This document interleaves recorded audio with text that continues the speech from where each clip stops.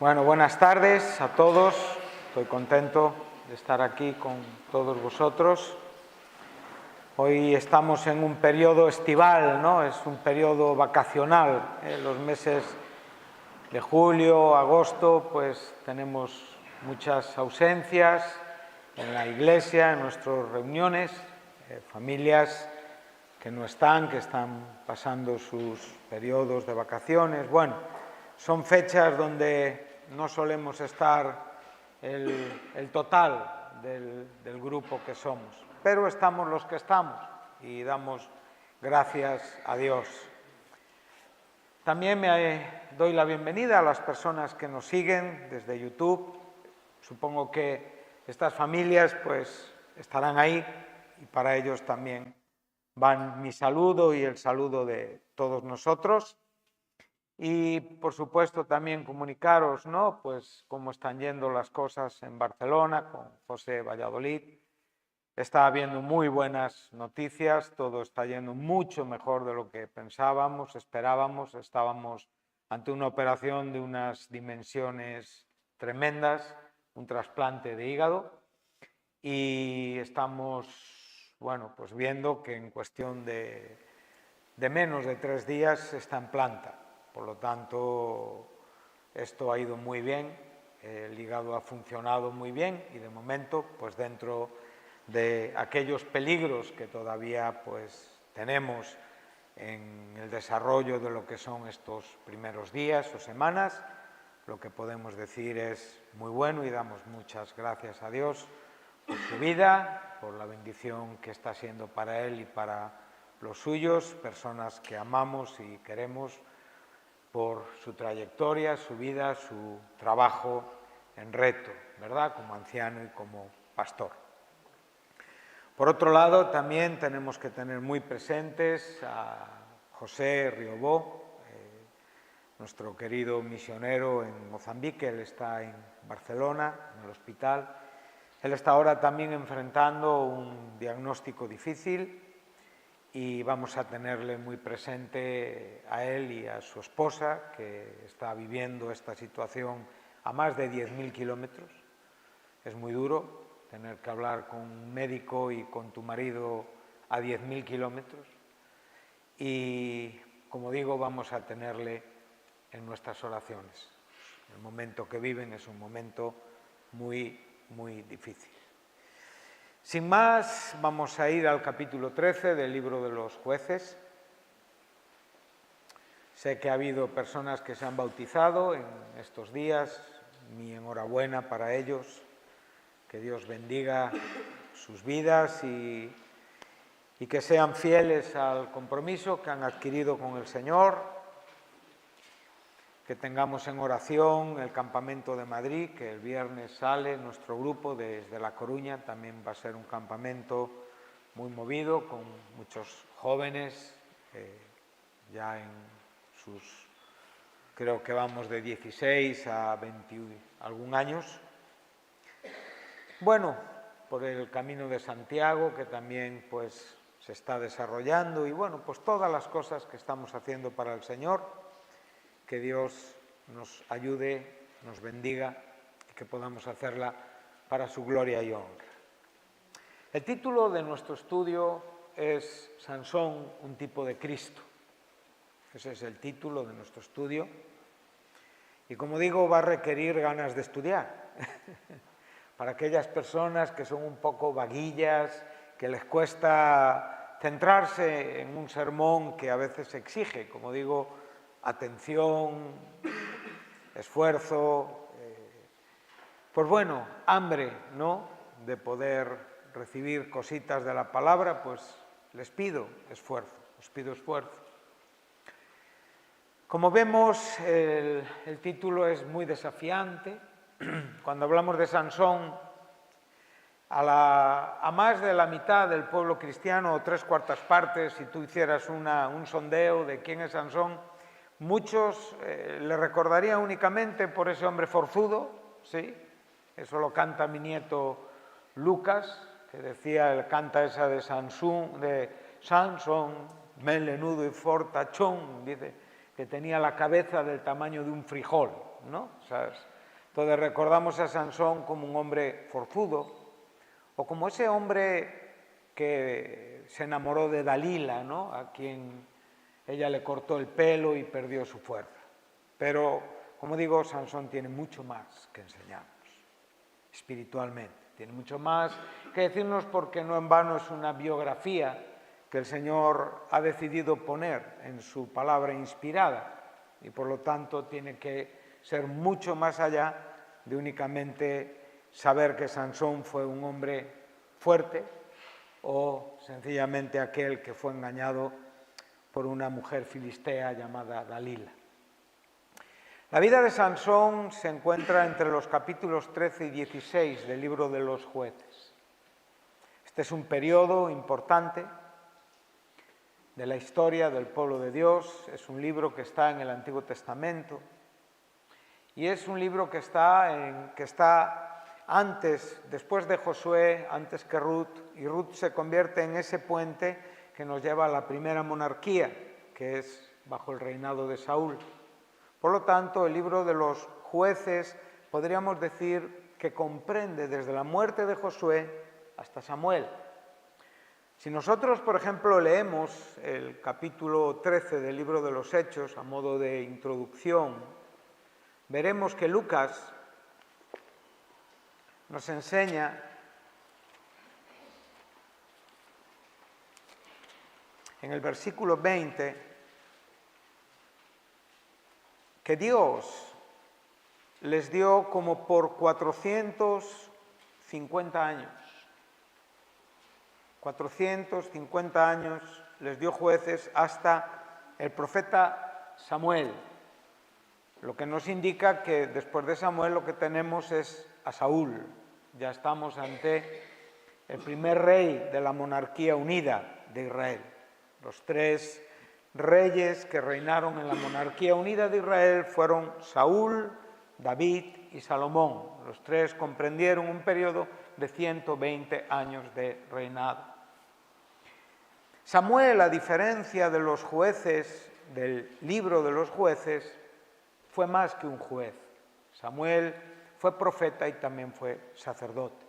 Por lo tanto, fue un poco diferente, por eso a veces no le ponemos en este grupo, le tenemos que poner como un desarrollo de este grupo y como un juez, el último juez, pero sin embargo a veces tenemos que ver el grupo de los jueces únicamente en este libro que lleva este nombre.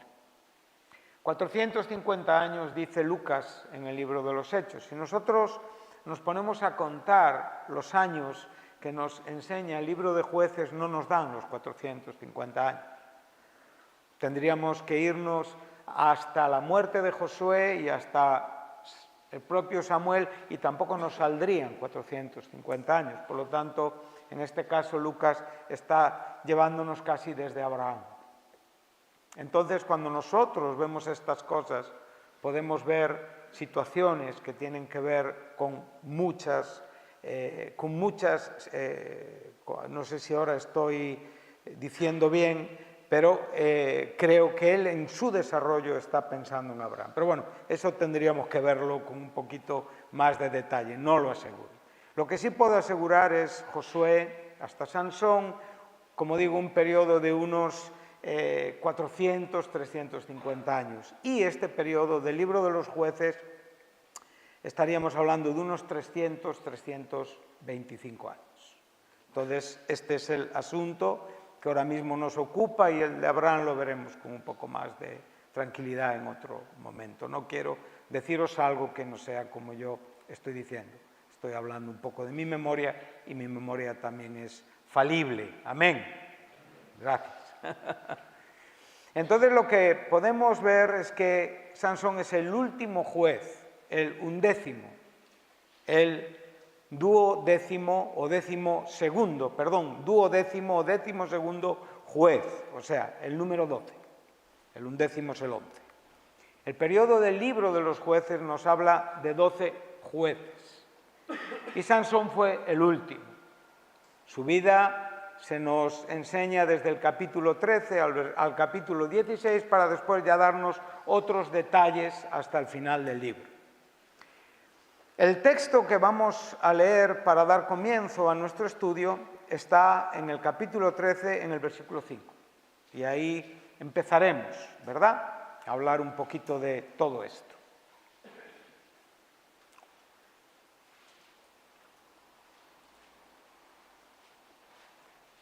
Dice así, empezamos desde el verso 1, los hijos de Israel volvieron a hacer lo malo ante los ojos de Jehová. Y Jehová los entregó en manos de los filisteos por 40 años. Y había un hombre de Zora, de la tribu de Dan, el cual se llamaba Manoa. Este es el papá de Sansón, ya sabemos de dónde venía, de la tribu de Dan, y su mujer, de la cual no sabemos su nombre, era estéril y nunca había tenido hijos. A esta mujer apareció el ángel de Jehová y le dijo: he aquí que tú eres estéril y nunca has tenido hijos, pero concebirás y darás a luz un hijo. Estamos ante una situación maravillosa, una situación, como digo, milagrosa, y una situación que soberanamente Dios escoge a una familia para producir un milagro que tiene que ver con un propósito liberador y redentor del pueblo judío, del pueblo de Israel, del pueblo hebreo. Lo que podemos ver es que en el verso 4, ahora pues no bebas vino ni sidra ni comas cosa inmunda, pues he aquí que concebirás y darás a luz un hijo, y navaja no pasará sobre su cabeza, porque el niño será nazareo, alguien consagrado a Dios desde su nacimiento, y él comenzará a salvar a Israel de mano de los filisteos. Bueno, el título es Sansón, un tipo de Cristo.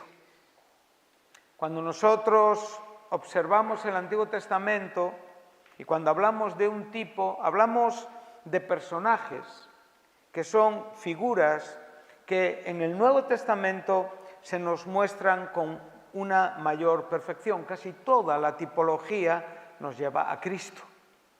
Cristo es el antitipo por excelencia, ¿verdad? Antitipo es el cumplimiento de aquello que es la figura tipo o que se prefigura en el Antiguo Testamento. Cuando hablamos de un tipo, hablamos de personas que tienen ciertos caracteres en los que el antitipo cumple con estos caracteres, y estas personas prefiguran a ese antitipo que en una forma más perfecta enseña aquello que el tipo enseña. Por eso son sombras, por eso son tipos, por eso son figuras. Tenemos a David, un tipo de Cristo, tenemos a Moisés, un tipo de Cristo, tenemos a José, un tipo de Cristo, tenemos muchas situaciones en el Antiguo Testamento que nos enseñan a Cristo. Pero cuando hablamos de José, pues es fácil ver a Cristo, aunque quiero adelantaros que para los estudiosos José es cuestionable como tipo de Cristo. Para mí no lo es mi opinión. Pero encontraréis personas que igual no lo ven como yo lo estoy presentando, lo cual no es un asunto por el cual vayamos a perdernos en el infierno, ¿verdad? Para mí sí lo es, como hombre repudiado de sus hermanos, como hombre enviado por su propio padre, como alguien que perdonó a sus hermanos. O sea, veo a Cristo en la vida de José. Cuando vemos a David, no tenemos muchas dificultades para apreciar esto, ¿verdad? Pero cuando llegamos a Sansón, vemos un hombre muy prolífico en cuanto al pecado.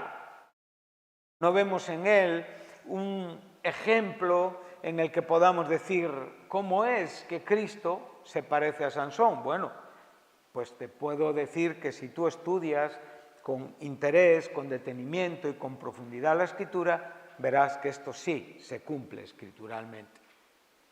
No estamos hablando tanto del carácter de Sansón, sino estamos hablando de una línea que va desde Sansón hasta David y desde David hasta Cristo con un propósito redentor.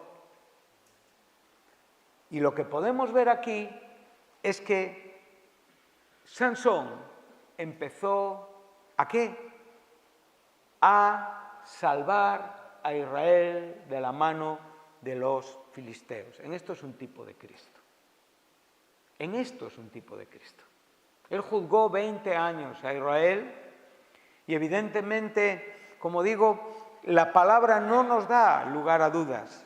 Él comenzó a salvar, o sea, a liberar a un pueblo sometido en una presión espiritual demoníaca. Bueno, por ejemplo, sabemos que los filisteos hoy serían un pueblo que los pondríamos en esa franja de Gaza, donde estamos teniendo estos problemas entre Israel y el mundo árabe. De hecho, las columnas que Sansón derribó haciendo caer el techo fue en Gaza. Entonces son cosas que son muy curiosas y que a la vez la actualidad nos sorprende y nos maravilla una vez más, ¿no? Pero por otro lado, lo que tenemos que ver es la precisión escritural. Aquí tenemos ahora que destacar la fiabilidad de la Escritura.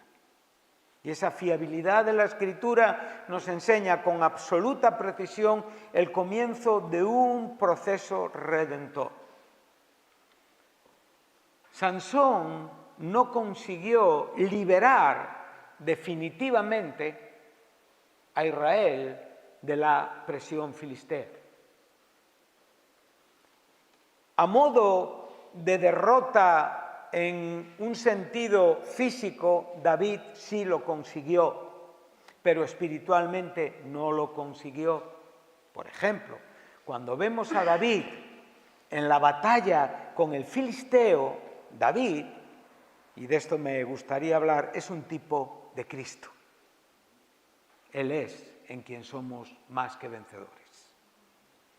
Nosotros siempre contamos esa historia como nosotros enfrentándonos al gigante, pero en este caso nadie en ese pueblo era capaz de enfrentar al gigante.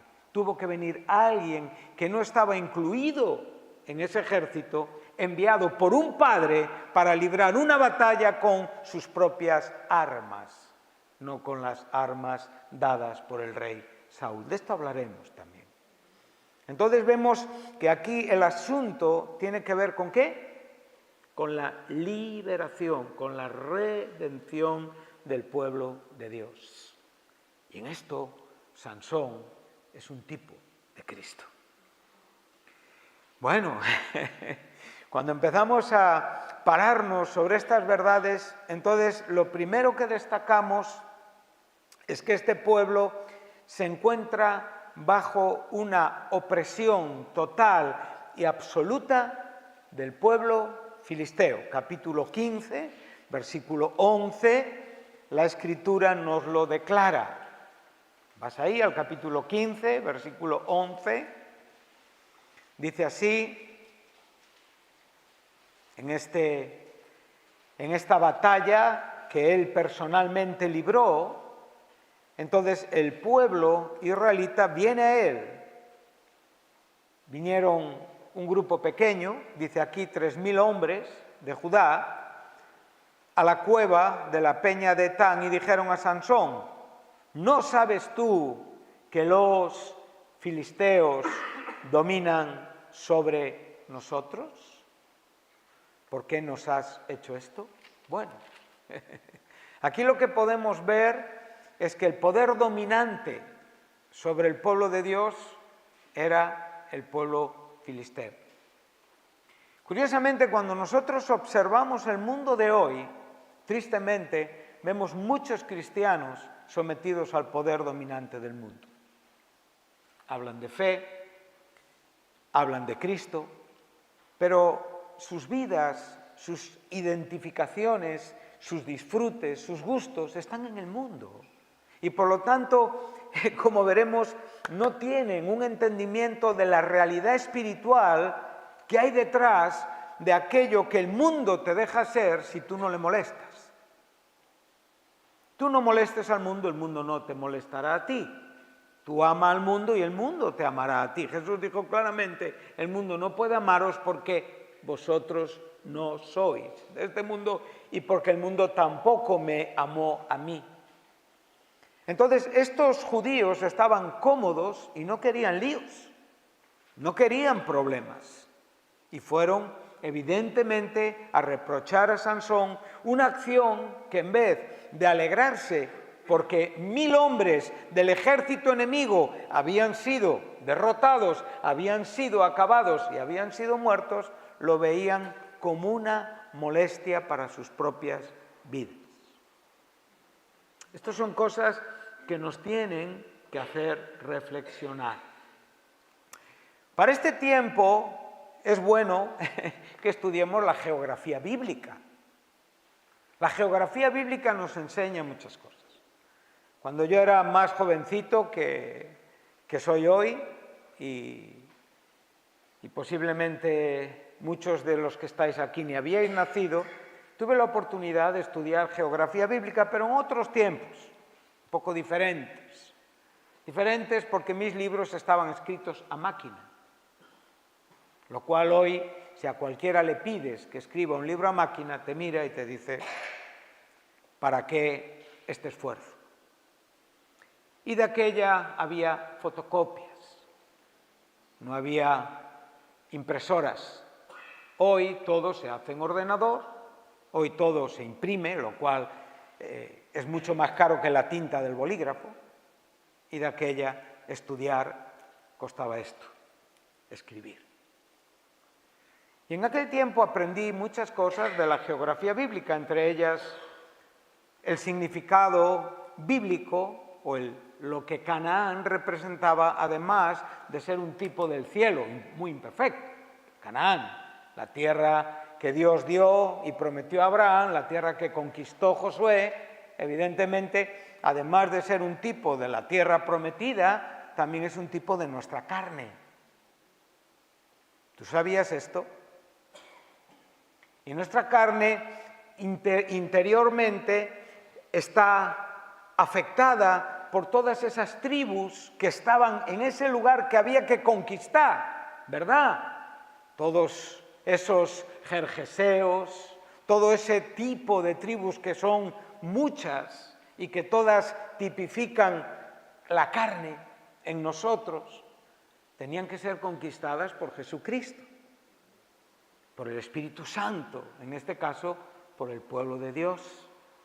Pero los filisteos eran naciones que estaban alrededor de Canaán, junto con los moabitas y los amonitas que están muy presentes en el libro de los Jueces, los cuales son un tipo del mundo. Entonces, ya tenemos, Canaán es un tipo de ¿qué? De nuestra carne, que tiene que ser conquistada ¿por quién? Por Cristo.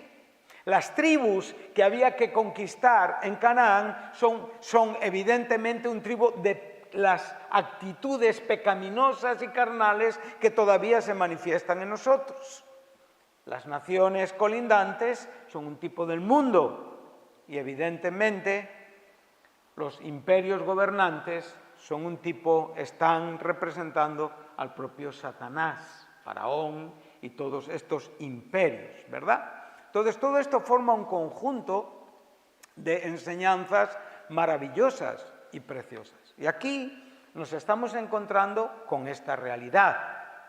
Sansón empieza a redimir y en su redención molesta a muchos judíos que preferían estar en paz con los filisteos que molestarlos. Esto es un cristianismo un poco raro, ¿verdad? ¿Qué os parece? Es un cristianismo que hay, como digo, que investigarlo, ¿verdad? Entonces, este milagro que estamos viendo aquí nos está llevando a un pensamiento. Dios actúa. En esa actuación Dios escoge. En esa elección Dios produce un milagro en una mujer que es estéril. De esa mujer nace un hijo que va a ser nazareo, consagrado, separado para Dios, para un oficio concreto, ser juez y con una tarea concreta. ¿Cuál? Liberar al pueblo de Israel. Y en esto Sansón es un tipo de Cristo. Amén. Bien. Nosotros vemos que en ese desarrollo hasta David, ahora vamos a ir un momento al libro de Samuel, podemos ir para que veamos este asunto. Segundo libro de Samuel, capítulo 8, versículo 1.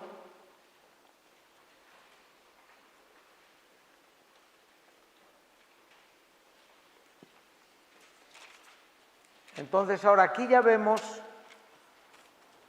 una continuidad en el propio texto que estamos estudiando.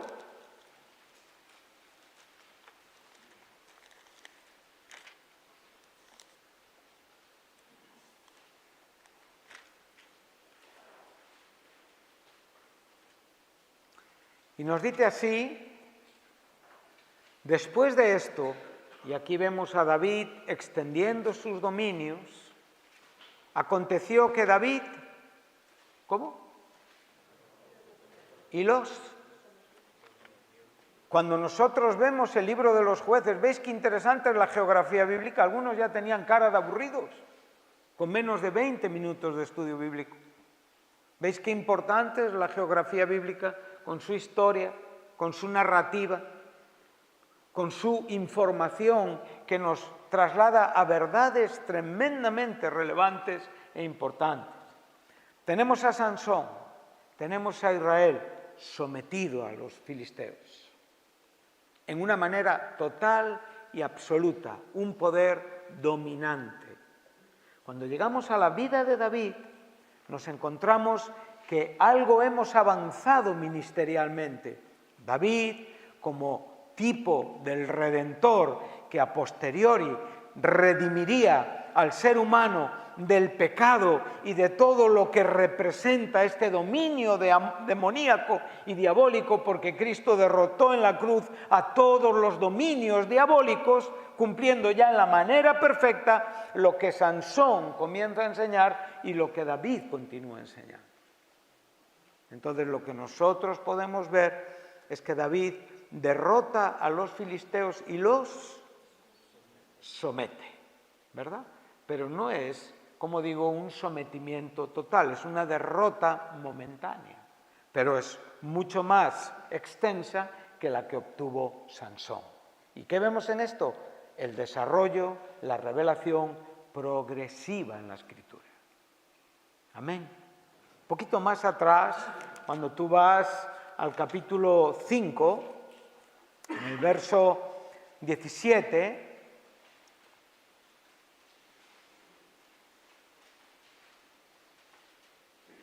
vemos constantemente esta batalla. Oyendo los filisteos que David había sido ungido por rey sobre Israel, subieron todos los filisteos para buscar a David. Y cuando David lo oyó, descendió a la fortaleza. Y vinieron los filisteos y se extendieron por el valle de Refaim. Entonces consultó David a Jehová, diciendo: iré contra estos filisteos, los entregarás en mi mano. Y Jehová respondió a David: ve, porque ciertamente entregaré a los filisteos en tu mano. Y vino David a Baal-Perazim, y allí los venció David, y dijo: quebrantó Jehová a mis enemigos delante de mí como corriente impetuosa. Por eso llamó el nombre de aquel lugar Baal-Perazim. Podemos ver que todo adquiere un simbolismo espiritual. La narrativa, la historia, nos está enseñando espiritualmente. No es únicamente una derrota de filisteos por mano de David, es una victoria espiritual que nosotros podemos ver en Cristo Jesús a posteriori. Nosotros podemos vernos en esta victoria espiritual y nosotros podemos vernos en esta batalla espiritual y nosotros podemos vernos bajo este dominio espiritual para poder entender sobre quién y en quién tenemos una victoria. Muchas veces no consideramos lo afectados que estamos mundanamente, pero pensamos que somos fuertes y pensamos que tenemos poder y sin embargo estamos mucho más afectados de lo que pensamos y creemos.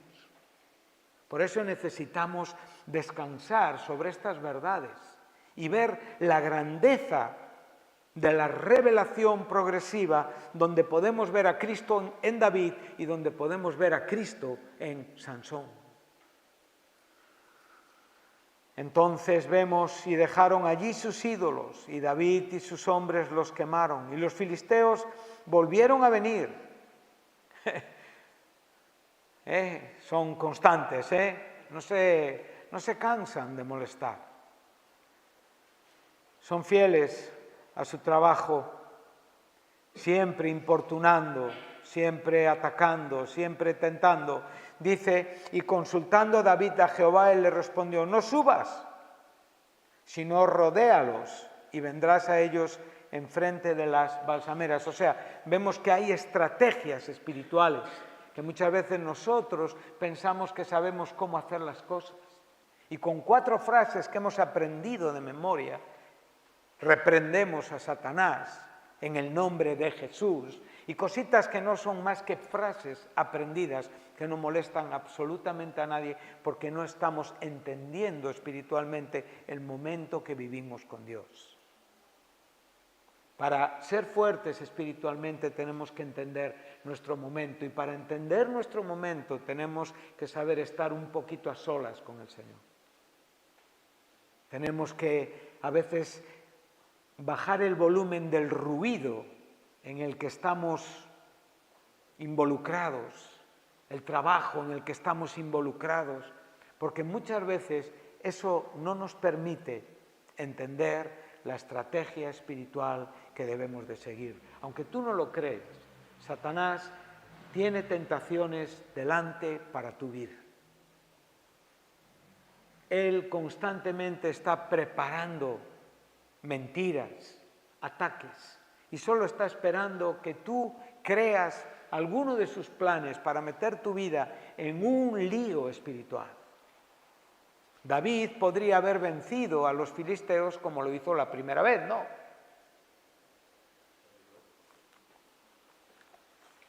Con la palabra, con el Espíritu Santo, con la oración, todos son frases, ¿son verdades o no? Pero pueden llegar a ser frases hechas, que están lejos de una vida espiritual. Y ahí es donde se producen las derrotas. Sansón es un ejemplo de muchas derrotas, lo cual nos enseña paralelamente la grandeza soberana de un Dios capaz de levantar a un hombre para ser alguien con un parecido y convertirlo en un tipo del perfecto y santo Hijo de Dios, aun cuando es un hombre absolutamente deplorable en muchos aspectos de su carácter y vida. Es increíble.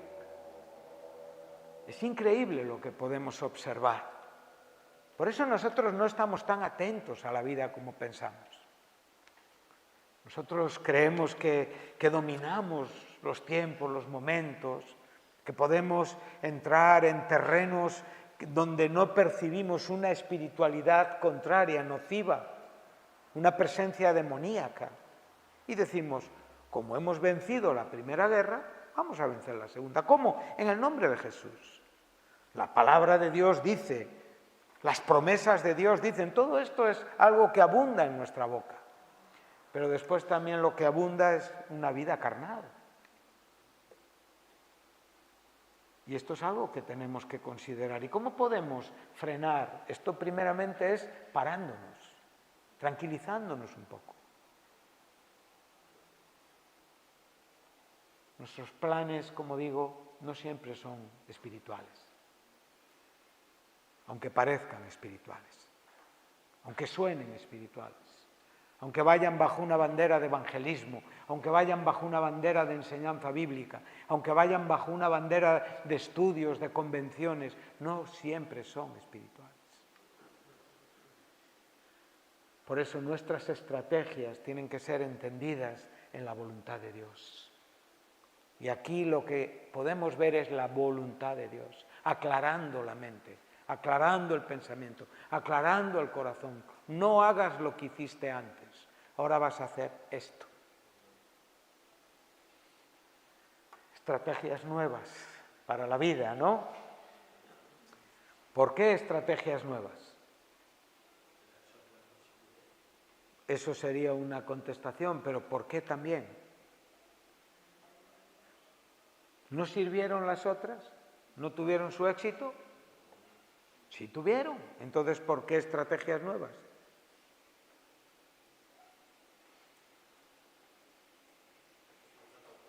Porque hay batallas nuevas. Porque entramos en tiempos donde la presión espiritual es nueva. Nosotros creemos que ya la conocemos, que el viejo diablo, ya desde hace 30 años que me convertí, sigue siendo el mismo. Cuidado, cuidado. El viejo diablo es muy astuto, el viejo diablo es muy poderoso y el viejo diablo ha tumbado la vida de muchos santos y lo seguirá haciendo. ¿Y por qué lo hace? Sencillamente porque no discernimos la vida espiritual.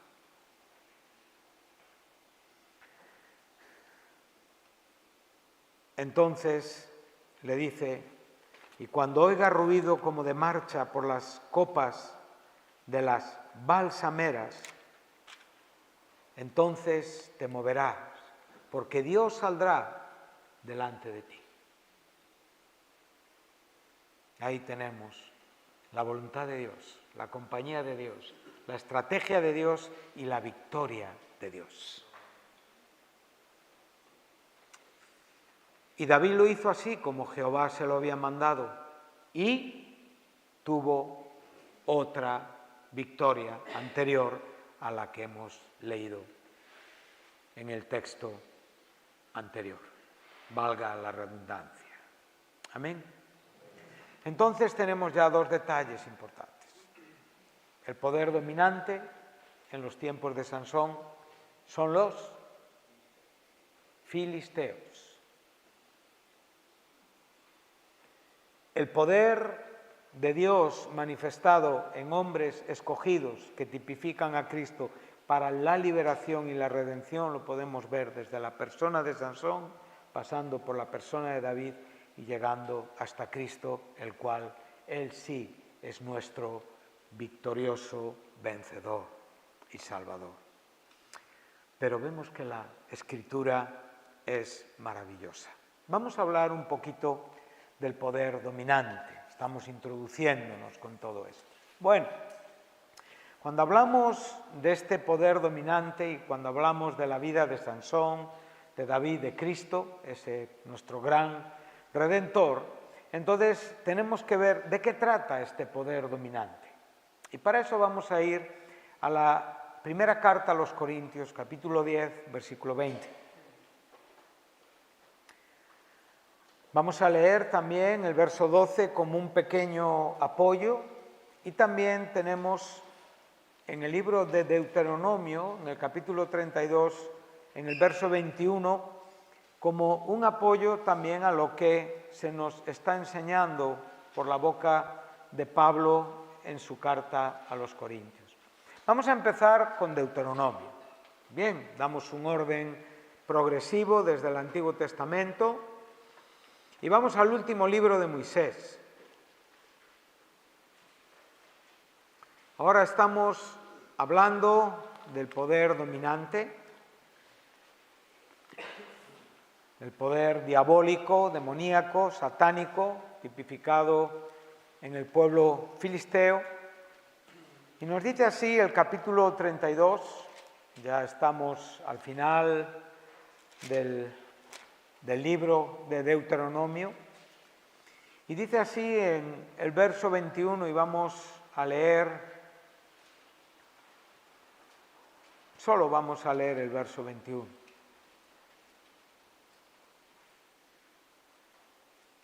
Ellos, ¿quiénes?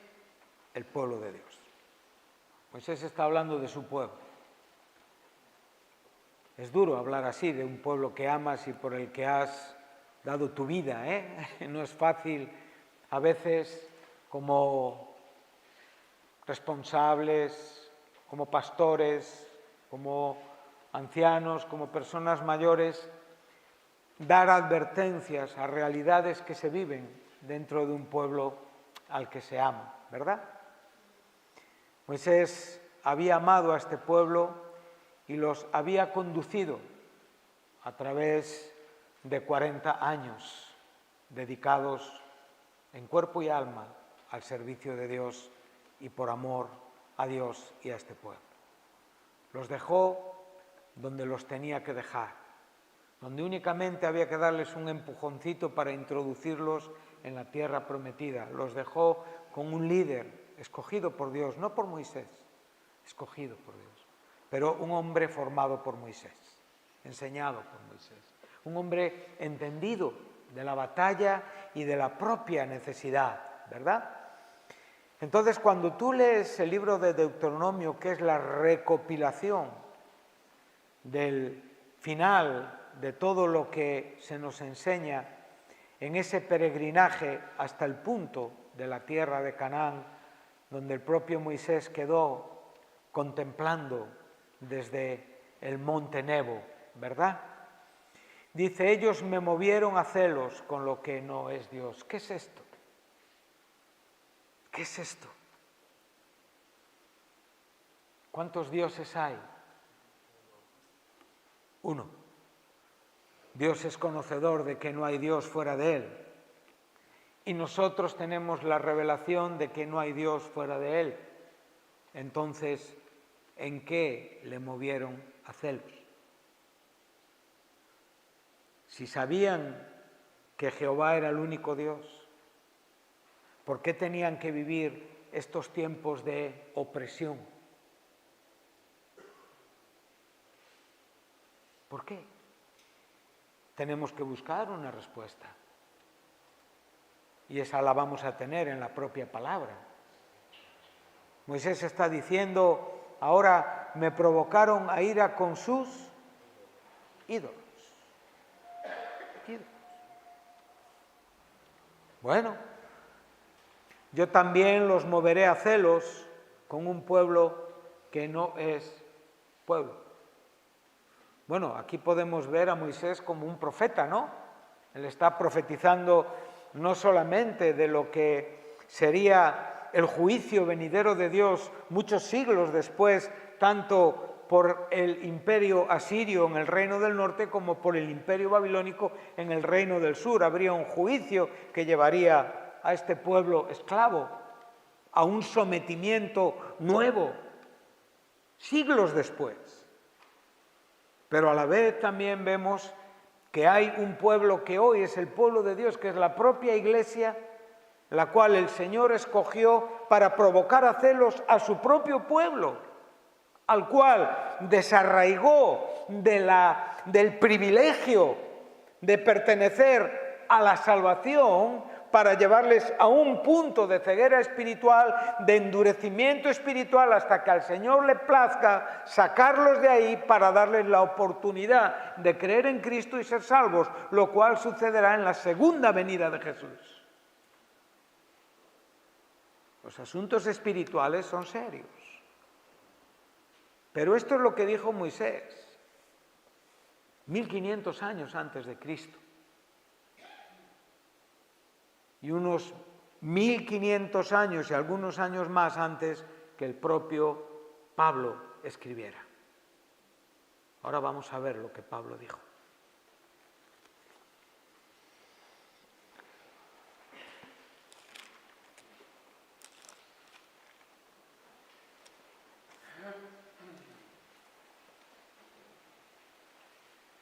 Y ahora vemos la aplicación espiritual del apóstol. Tremendo lo que vamos aquí a leer.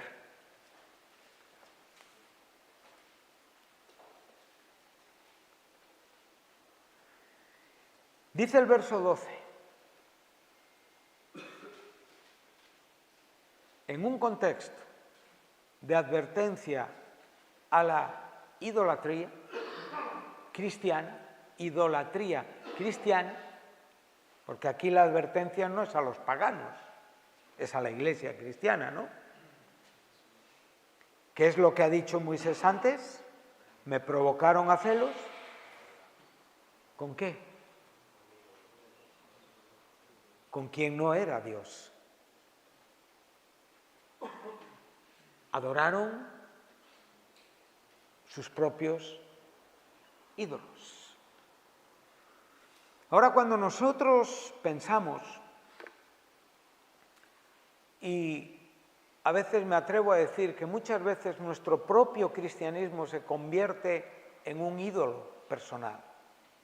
Nosotros muchas veces idolatrizamos nuestro cristianismo y nuestro servicio. Y esto nos hace descuidados de la batalla espiritual. Esto no significa que lo que hemos hecho para el Señor a lo largo de toda esta vida, algunos, hay gente joven, otros, tienen mucho valor delante de Dios y Dios nos recompensará por absolutamente todo aquello que le haya dado gloria. No lo que a ti te parece que le ha dado gloria. Aquí el criterio no es el tuyo, el criterio es el de Dios. Dios esperaba un pueblo que le diera gloria, pero este pueblo no le dio gloria. ¿Y por qué no le dio gloria? Porque evidentemente su espiritualidad confiada adoró a un Dios que no era el Dios único, aunque ellos creían servir a Dios. Los fariseos le dijeron a Jesús, nosotros servimos a Dios. Y Jesús le dijo, vosotros no servís a Dios, no conocéis a Dios. Ahora nosotros nos ponemos a pensar, ponemos a valorar estas cosas y decimos, Señor, líbranos del ruido de nuestra propia vida. Permíteme escuchar. Aquí hay personas en esta tarde que la Biblia no les ha importado mucho y están viniendo a estudios. Si fuera por merecimiento, algunos no tendrían que estar aquí. Porque no valoran un estudio bíblico. Porque no valoran la palabra de Dios. Pero sin embargo, cada miércoles entran en una lista y vienen. Bueno, Dios tiene muchas razones para desecharnos, sin embargo, no nos desecha. Siempre nos atrae hacia Él, ¿verdad? Entonces, estas advertencias no son para desecharnos, son para atraernos hacia Él. Él solo buscaba que su pueblo pudiera oír lo que Él pedía, atenderme, oídme, prestar atención. No estés lleno de tus argumentos. Escúchame a mí, porque estamos en una batalla y podemos ver, como digo, una liberación. Ahora, si nosotros vemos el mundo de hoy, como estamos ya ahora estamos ya en el primer siglo, ¿está mejorando el mundo de hoy? Pregunto. Hay quienes predican que el mundo va a mejorar. Y que realmente el Evangelio va a mejorar el mundo y por eso se esfuerzan en predicar el Evangelio. Bueno, el Evangelio no va a mejorar este mundo en esta manera, el Evangelio va a salvar almas. Aquellas almas que Dios ha dispuesto para que cuando esa última alma escuche esa última palabra del Evangelio, entonces viene el fin. Pero el mundo no va a mejorar. ¿Hay más cristianos en el mundo que paganos? Pregunto. A mí me da la impresión que no. Por favor, sal a la calle. Entra en un centro comercial y mira cuántos cristianos hay. Empieza a preguntar a todos los que están comprando en unos grandes almacenes a ver cuántos comparten tu fe. Pregúntale a 1000. Igual te encuentras a 20. el poder dominante en el mundo sigue siendo el filisteo. La idea de Sansón, David y Jesús es una realidad bíblica. Sansón comenzó a salvar a Israel, no pudo hacerlo definitivamente, David tampoco. Cristo llevó a cabo una obra, pero sigue sin tener un mundo bajo sus pies. ¿O está gobernando el mundo Cristo? Pregunto. ¿Qué me vas ahora a hablar de la soberanía de Dios? Ya la sé. Cristo gobierna porque es Cristo. Cristo reina porque es Cristo. Cristo es omnipotente porque es Dios. Pero el mundo no está gobernado por Cristo. Misteriosamente y curiosamente, el mundo está siendo gobernado por Satanás con el permiso de Cristo. Pero viene un día donde el mundo, todo el mundo, donde hoy pisamos, estará sometido en una manera espiritual y cristiana a Cristo. Yo quiero estar en ese día. Vivo no lo sé, pero por lo menos espiritualmente redimido y glorificado quiero estar. Pero hoy el mundo no lo podemos ver que esté bajo su reinado, está bajo el reinado de Satanás. Muchos de nuestros padres, familiares, están gobernados por Satanás. Son nuestros padres y les amamos, pero están perdidos. Si se mueren se van al infierno. Las gentes que queremos están gobernadas por Satanás, muchas de ellas.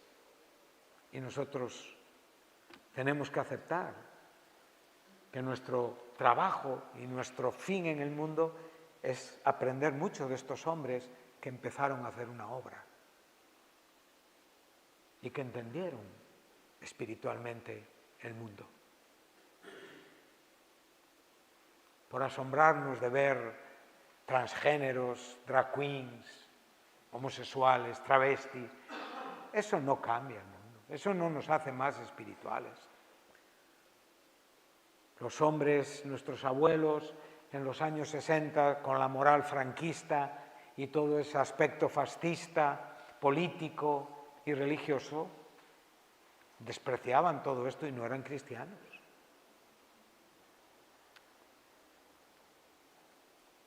El mundo te aborrece y tú tienes que hacer un trabajo mucho más efectivo del que hacemos. Tenemos que cuidar nuestra vida, que ya es mucho trabajo. Sansón no supo hacerlo. Y a la vez tenemos que creer en un propósito redentivo de Dios para trabajar a favor de lo que aquí está sucediendo. Entonces dice el apóstol Pablo, cuidado el que piensa estar firme, mire que no caiga. Cuidado.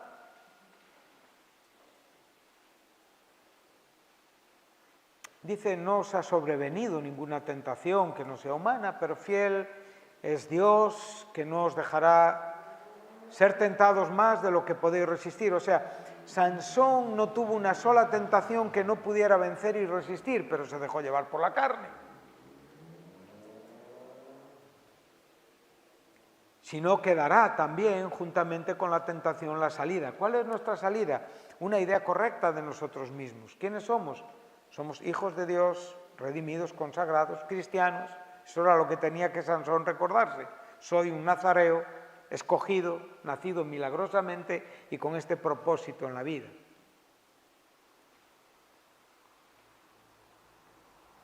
Por tanto, amados míos, huid de la idolatría. ¿Esta palabra no es para ti?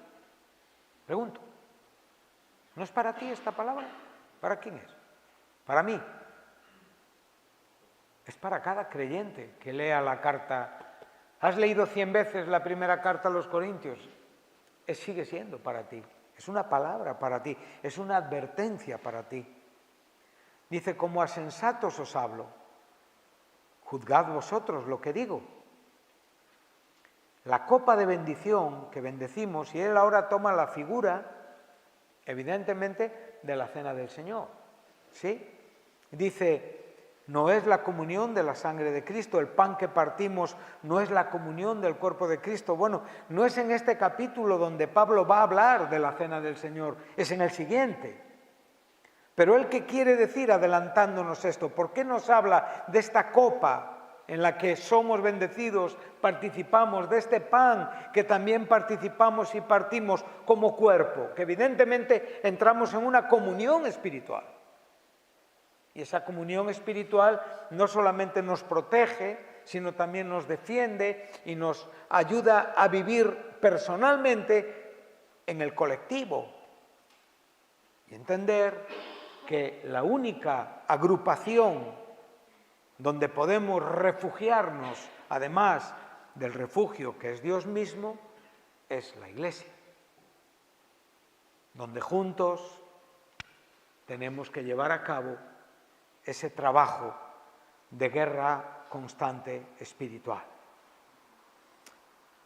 Dice, siendo uno solo el pan, nosotros, el pan es Jesucristo, nosotros con ser muchos, ¿qué somos? Un cuerpo, somos la Iglesia. Pues todos participamos, o sea, nuestro vínculo dentro de la Iglesia está en función de la unidad que tenemos por participar juntamente de Cristo, que está tipificado, que está ilustrado por medio de la metáfora del pan. Pero ahora, ¿qué te dice? Es que nos pega un retroceso el apóstol, ¿no? Bueno, mira a Israel según la carne. ¿Qué Israel tenemos que mirar? Es el Israel del Antiguo Testamento, ¿no? Tenemos que, para poder entender este versículo, tenemos que conocer el Antiguo Testamento, ¿no? Porque no es que sencillamente me quede con el versículo y digo, ¿esto qué es? ¿Es el sacrificio que los sacerdotes llevaban a cabo en el altar? No, no tiene que ver con esto. Tiene que ver con la comida posterior que el pueblo participaba después de esos sacrificios que se llevaban a cabo en el altar. Y ahí es donde todos participaban, evidentemente, de aquella provisión de Dios, que evidentemente en su significación y lejos, evidentemente, de la Santa Cena, pero se nos está enseñando en un contexto por algo. Entonces ahora te dice que pienses como esos israelitas en el Antiguo Testamento participaban de esa comida que proveía el Señor en depende de qué sacrificios. Había sacrificios donde la comida no se podía comer, pero algunos sí. No vamos a ir a Levítico ahora y a explicar cosas que ya hemos explicado. Por eso te digo que tienes que leer la Biblia para poder saber de qué estamos hablando. Entonces, los que comían aquello que se había sido sacrificado, en cierta manera tenían una participación ¿de qué? Del propio altar. ¿Y qué había pasado en el altar? Bueno, pues se había llevado a cabo un sacrificio que honraba, adoraba y que Dios aceptaba. Tiene que ver con idolatría, tiene que ver con adorar al Dios único o adorar aquello que no es Dios. ¿Recuerdas Deuteronomio? Ahí estuvimos, de esto hablamos.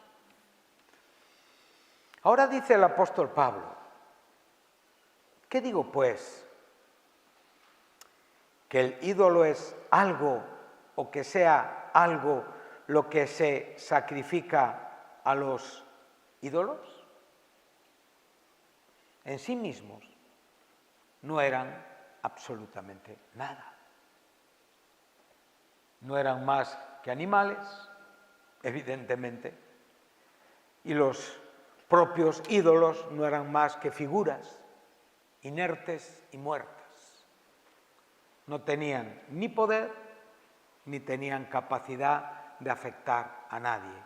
Entonces, ¿dónde radicaba la situación? Bueno, la situación radicaba que, verso 20, antes digo, lo que los gentiles sacrifican a los demonios. Eso es lo que está pasando en esos altares. Hay una adoración demoníaca. A veces en la iglesia también se producen adoraciones demoníacas, con canciones con letras cristianas, con predicaciones de la propia Biblia, pero enfocadas a demonios, porque no están enfocadas al único Dios. Estamos en un momento muy delicado, queridos hermanos, amigos. El mundo está bajo una opresión diabólica y todo aquello que no es adoración a Dios es adoración a los demonios. Tú tienes que preguntarte si en algún aspecto, área de tu vida estás adorando demonios. Muchos jóvenes, muchas personas se entregan a una vida mundana, muchos hombres, muchas mujeres viven, como digo, con acciones que tienen adoración y tienen un concepto y un carácter demoníaco, y esto les atrapa. Israel estaba atrapado por la presión demoníaca. Dios envió a Sansón a liberarles de esta presión demoníaca. Dios envió a Cristo a liberarnos de esta presión demoníaca. Dios nos dio esta palabra para liberarnos de esta presión demoníaca. Hay muchas personas que se llaman cristianos que están metidos en ambientes demoníacos, están adorando en una manera idólatra y están presos de sus fantasías escondidas. Es muy peligroso esto que estamos hablando. Muchas veces ni conscientes somos del ambiente donde vivimos. Nos cuesta pensar que muchas situaciones que se llaman iglesia no son más que sinagogas de Satanás. Y nosotros tenemos que tener el discernimiento para poder entenderlo. No es un problema, no es más que una moda, no es más que asuntos de juventud, no es más que entretenimientos. Hombre, hay que pasarlo bien, también hay que... A veces estamos ante altares idólatras, pero no los vemos así. Los vemos como entretenimientos. Si somos honestos, muchas personas preferirían ocupar su tiempo en otras cosas y no en Dios. Dedicar a veces su vida a otras cosas y no a Dios. Y eso es porque en el fondo están bajo un control y un gobierno de oscuridad espiritual. Cada uno de nosotros somos responsables de esto, de oír la palabra, de tomar en serio la palabra, de aprender de la palabra, de poder ver en la palabra la santa advertencia que se nos hace. Hoy, todos esos modelos musicales terribles, personas con una forma indecorosa vestida, mujeres que dan auténtica vergüenza, cómo aparecen en las iglesias cantando como vulgares mujeres, enseñando absolutamente todo, exponiendo absolutamente todo, manifestando una sensualidad atrayente. Esto está ahí para atraerte a ti, para llevar tus ojos hacia ahí, para generar deseos absolutamente incorrectos, pecaminosos, ilícitos. Eso es adorar demonios. Yo no quiero adorar demonios. ¿Tú quieres? Conscientemente, ¿quién quiere adorar demonios? Los movimientos humanistas, los movimientos animalistas, los movimientos... Bueno, hay mogollón, multitud de movimientos donde hoy la gente no ve al diablo detrás de ellos. Pero tenemos que ver a las almas y tenemos que salvarlas. Pero empezando por nuestra propia vida. Te salvarás a ti mismo y salvarás a los que te oyeren.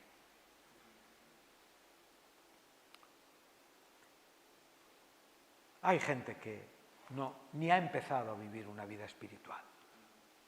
No sabe qué es esto. Muchas veces dentro de una obra como la nuestra y sin embargo perdiendo un tiempo precioso para adorar a Dios. ¿Qué más podemos pedir? ¿Qué más podía pedir Sansón? ¿Te da el sueño? Nazareo, escogido, capacitado, milagrosamente presentado. ¿Algo más? Sin embargo, prefirió otra vida. Y aún así es un tipo de Cristo. Bueno, como digo, esto no es más que el comienzo. Y me parece que es muy ilustrativo, me parece que es muy interesante, porque estamos ante un ambiente duro. Cuidado con la adoración a los demonios. Tenemos que ayudar a la gente, cuidarla, tenemos que sacarlos. Él viene con mucha fuerza. Señor, ayúdanos. Solo podemos decir amén. Entonces, como digo, sigue diciendo aquí, dice, antes digo que los gentiles sacrifican a los demonios y lo sacrifican y no a Dios. Y no quiero que vosotros, ¿quiénes? Los cristianos. O sea, tú y yo somos susceptibles de participar en una adoración diabólica. Verso 21, no podéis beber la copa del Señor y la copa de los demonios. De nuevo nos lleva a la idea del partir el pan, incluso del altar veterotestamentario donde se comía de esos sacrificios a posterior. Y dice, de la mesa del Señor y de la mesa de los demonios. Y ahora el verso 22 es increíble, es buenísimo. ¿Recuerdas? ¿Cuántos se recuerdan de Deuteronomio 32? ¿Os acordáis? ¿Qué decía? Me han provocado a celos. ¿No? ¿Y ahora qué te está diciendo el Señor a ti? ¿Me vas a provocar a celos? Dando importancia a aquellas cosas las cuales debes de desechar. Amando menos aquello para amarme más a mí. Hay muchas personas, yo digo en la iglesia, que en mi corazón son muy preocupantes. Y a ellos me dirijo, posiblemente no todos estén aquí, algunos pueden estar. Por favor, evita la vida en la carne. Cuídate de aquello que te produce una satisfacción que no proviene de Dios. Llámense relaciones, llámense amistades, llámense aficiones, llámense hobbies, llámense lo que tú quieras. Tú eres alguien llamado a ser consagrado totalmente a a Dios. Todas las horas de tu vida, todos los minutos de tu vida, Dios nos ha dado el Espíritu Santo para poder vivir una vida de santidad. ¿Eres un hombre soltero? El sexo lo tienes que entender como algo que no es para ti, si no tienes una esposa o esposo con quien practicar. La masturbación no es una idea correcta, hay pecado en ello. El disfrute sexual, cuando se enfoca la mente donde no tiene que estar enfocada, es pecaminoso, es fornicación. Tú no puedes salir de un disfrute sexual ilícito y adorar a Dios. Tú has adorado al demonio con tu placer y has provocado a celos a Dios. No sé si esto te parece bien, es la verdad de la Biblia. Dios no nos quiere a media jornada. Dios nos quiere en la totalidad de nuestra vida y horas. Nos ha dado todo lo necesario para vivir la vida como Él espera. Te ha escogido, te ha llamado, te ha salvado, te ha redimido, te ha regenerado, te ha justificado, te ha santificado. Y un día te glorificará.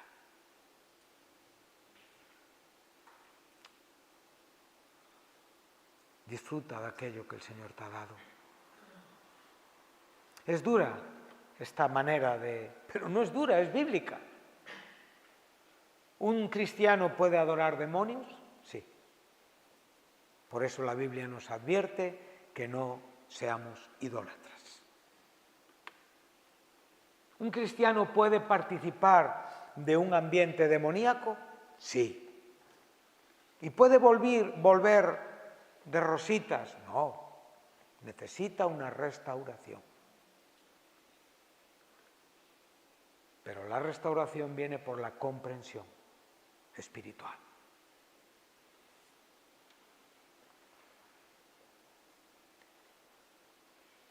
¿Cuál es la siguiente pregunta?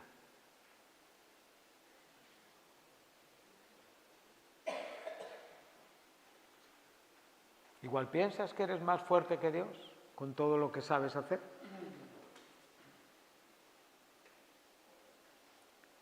Provocar a celos o pensar que soy más fuerte. Eso no se le ocurre ni al que mandó asar la manteca. No, a cualquiera que, digamos, no tiene bien su cabecita, como asas la manteca. ¿Tú te crees capaz de sentirte más fuerte que Dios cuando lo piensas en tu corazón normal de creyente? No, ¿verdad? Pero sin embargo a veces actuamos como si fuéramos más fuertes que Dios. Eso le pasó a Sansón.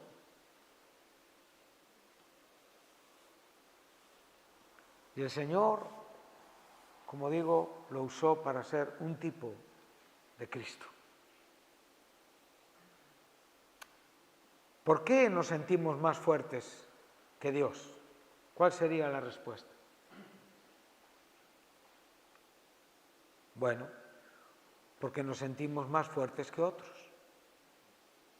En el fondo pensamos que tenemos una madurez superior y que podemos ser capaces de enfrentar algunas cosas que un débil no puede hacer.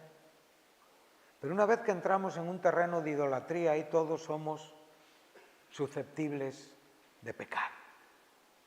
Fuertes y débiles. Por favor, abre tus ojos al mundo espiritual.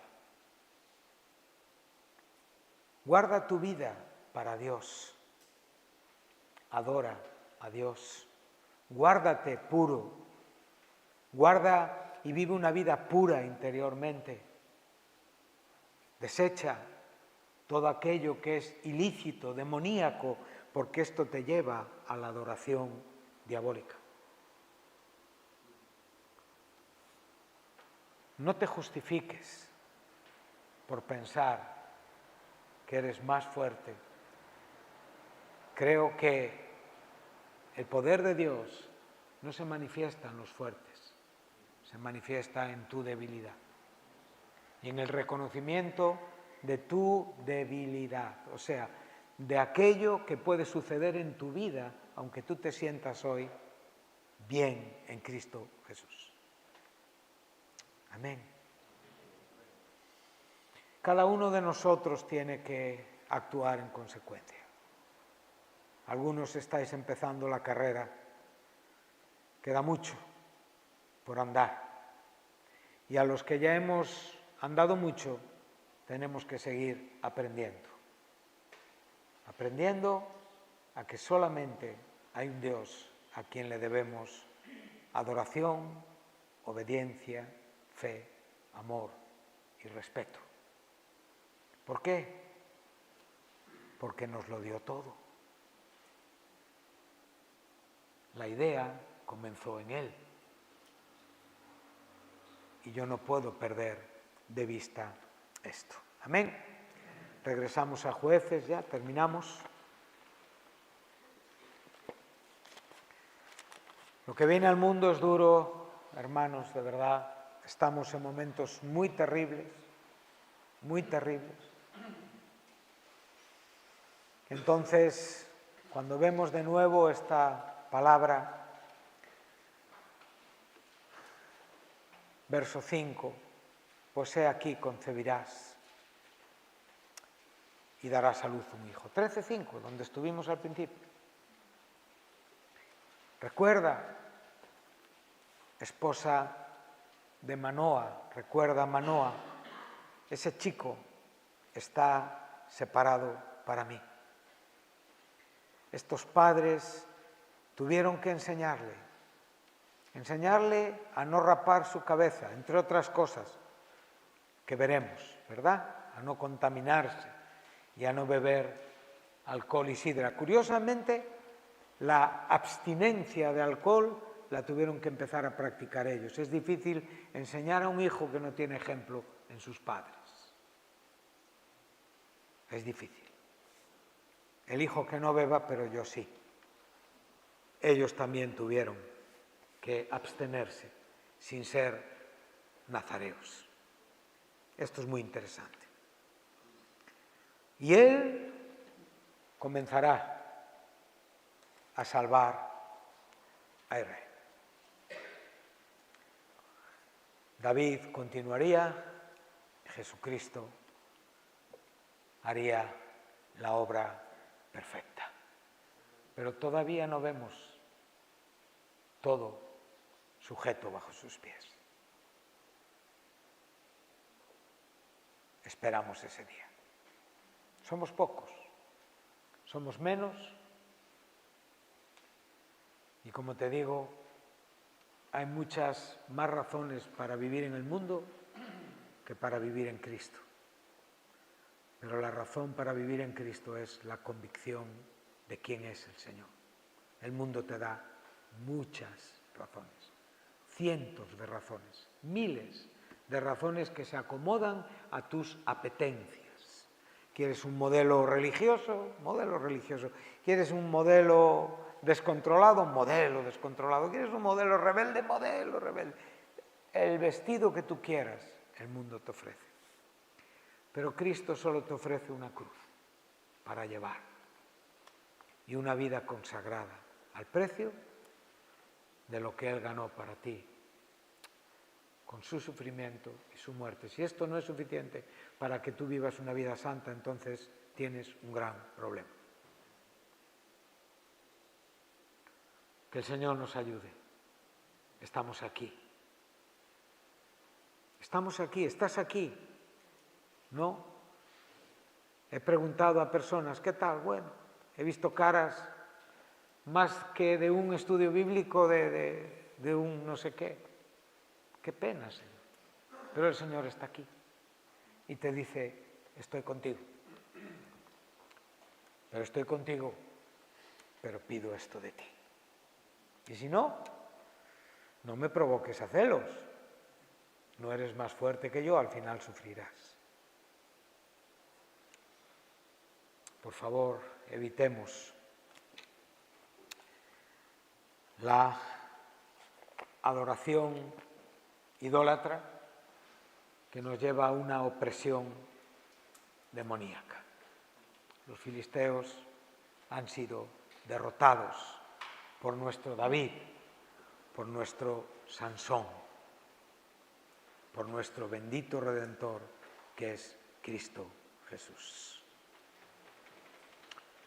¿Podemos orar? Creo que tenemos ganas de orar, ¿verdad? ¿Quién no tiene ganas de orar? Si ahora mismo no tuvieras ganas de orar, entonces estás peor todavía de lo que pensabas. No estamos tan bien, pero el Señor nos ama. Nos tiene aquí, ¿verdad? Y eso quiere decir que hay oportunidad, que hay victoria y que hay gracia. Vamos a inclinar nuestros rostros. ¿Lo quieres inclinar? El del corazón, no la cabeza. La cabeza se inclina religiosamente, el corazón espiritualmente. Si quieres acompañar tu cabeza, pero a tu corazón. Y le vamos a dar las gracias a Dios. Gracias, Señor. Cuando pensamos en esta tarde en la magnitud de lo que este mundo vive, en la opresión espiritual, diabólica y demoníaca que este mundo vive, Señor, solo podemos buscar un refugio. Te agradecemos cómo la Biblia se hace clara ante nuestros ojos, cómo la Biblia nos enseña verdades tan profundas para animarnos, para enamorarnos de la palabra de Dios, para tener más ganas de estudiar, para ser profundos con Cristo, no para transmitir un conocimiento superficial, para ser profundos, Señor. Señor, guárdanos en la tentación, guárdanos de pecar, Señor. Yo sé, Dios mío, de las batallas interiores. Yo sé, Señor, de tantas ofertas que el mundo da, que el mundo propone, y donde muchos cristianos caen diariamente. Ayúdanos a comprender que no es tanto ni el ídolo, ni aquello que se sacrifica, es el poder demoníaco que subyace detrás. El apóstol Pablo nos enseñó en esta misma carta, en el capítulo 12, que nosotros antes éramos llevados tras de ídolos mudos por poderes demoníacos, Señor. Pero hoy, por el Espíritu Santo, podemos decir que Jesús es Señor.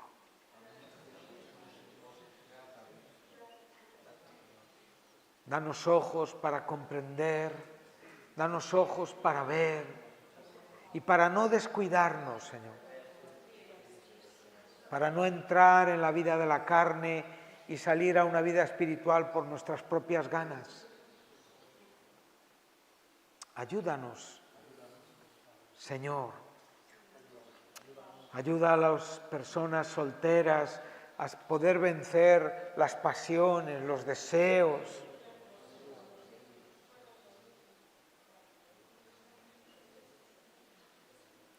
A poder vivir una vida santa. En esta tarde, ayuda a aquellos y aquellas que están todavía sufriendo la opresión en sus corazones de la mentira que les impide liberar su corazón y ver a Cristo.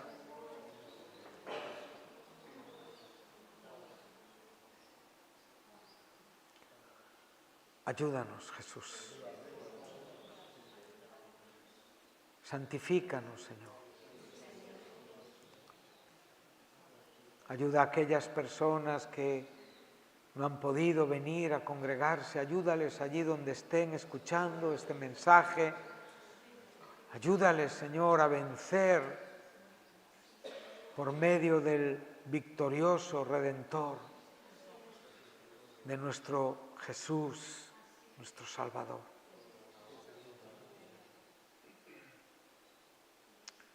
Señor, tú conoces nuestro corazón. Tú sabes de nuestras inquietudes.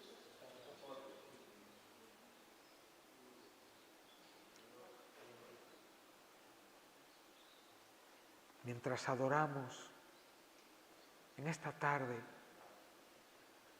yo quiero invitarte a ti.